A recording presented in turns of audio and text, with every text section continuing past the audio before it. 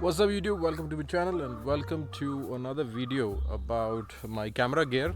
And the one that I'm currently holding and the one that you're looking at is the Dji Action 2. So this one is the new camera which I picked it up. In this video I'm going to talk about, is it worth buying in 2024, and what are the three positives and also three areas of improvement that I felt are much needed on this camera. So let's start with the positives. The positives being that, number one, and why did I pick compared to either the GoPro or the Action or any other camera, is number one, the build quality is really nice and it is built almost on par with GoPro, and the overall accessories that it comes with as well, right? It connects with this locking mechanism where you can either add an additional battery, additional screen, and also the flexibility to add a mic. So that also is there. So that's something that you can easily do without having any fitment of an adapter or something like that. So the mic for this is pretty inexpensive. There is a mic from Lavalier, and that is, I believe, 250 or 280 rupees, and it's just direct plug and play because it's a type C mic. So always just make sure that while buying a motovlogging mic, for especially this camera has a type C mic input, so that is something that you need to check for, and that I feel makes it pretty convenient while doing motovlogging, and it's an easy plug and play thing. So that's number one. Number two is that the image stability and also the video clarity overall is really good, and it's more or less equivalent to GoPro. So that is very nice, and it does the duty in terms of vlogging, in terms of motovlogging, and all those things. So that is something which is very nice. I'll leave some samples of its image clarity. In fact, photos also are good on this, and also it has overall good battery backup with this extended, or in fact with the kit that it comes with, right? The extended battery as well as the micro SD card support unit.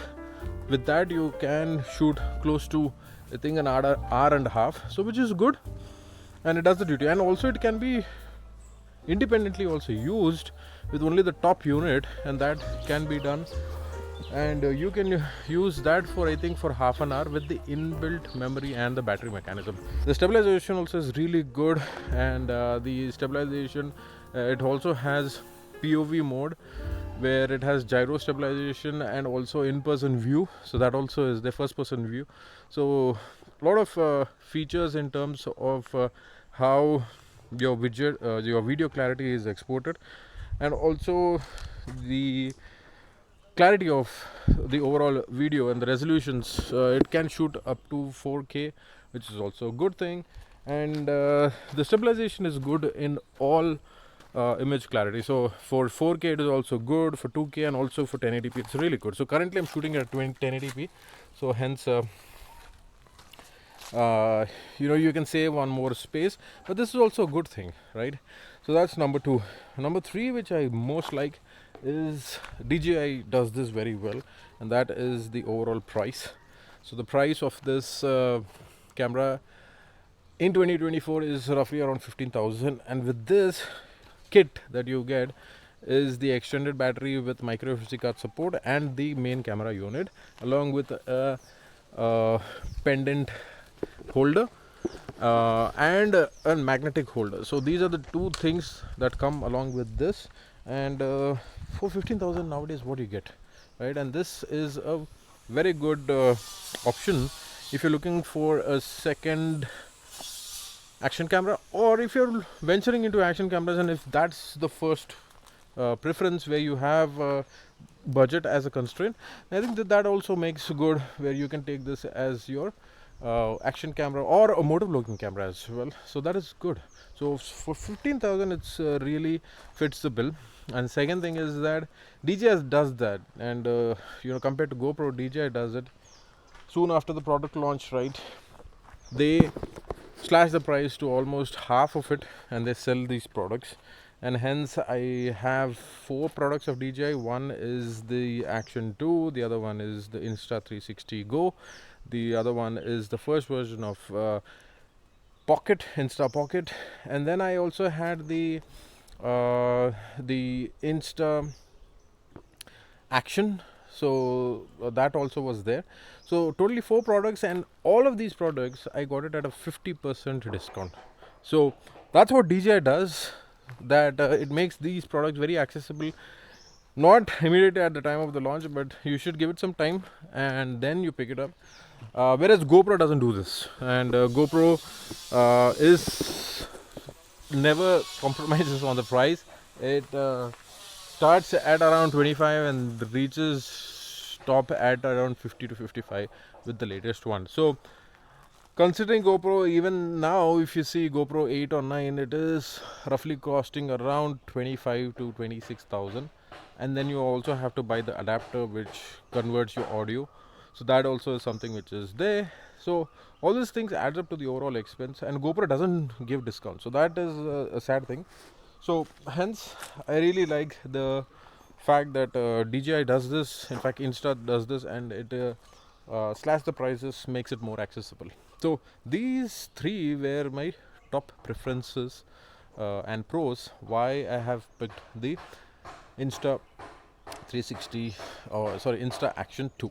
So 2 things which I don't like about this product is, number 1 is the app and the software. So the app is good enough, but you cannot download it from Apple Play Store or even Android Play Store. So that's one thing where it is annoying, where you have a 360 website and from there you have to download this. So that's number 1. Number 2 is that the app is mostly buggy, and it kind of reconnects most of the time whenever you're trying to do a file transfer.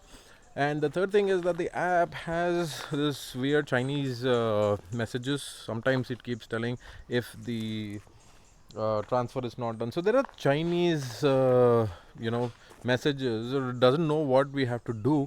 If if we have it in English, it's much better. So that's something which is there. And the app is very bare bone, and there is an AI editor which they say which is mostly templates, but it is still not up to the mark. VN editor is far more better, and in fact GoPro's Quip app also is far more better, and it has a lot of versatility compared to this app. So that's number 1. Number 2 negative is that the there is no service center from from the country that I stay. So in India, I don't see any service center or a service network support that is there for Insta. In fact, for all the cameras that I have, that is something that I faced, and that is something where I feel DJI has to work in getting the brand reassurance that you have the trust that you can get your service done if there's any problem or any mishap which is done for your camera, or because these are action cameras and they're prone to falling down and getting little roughed up. So that in that case, right, we need to have some kind of a service support as well. Currently, if you have to get this thing serviced, you have to ship it to another country and get this thing done, and there's a procedure which is attached. So I think these 2 are the major negatives.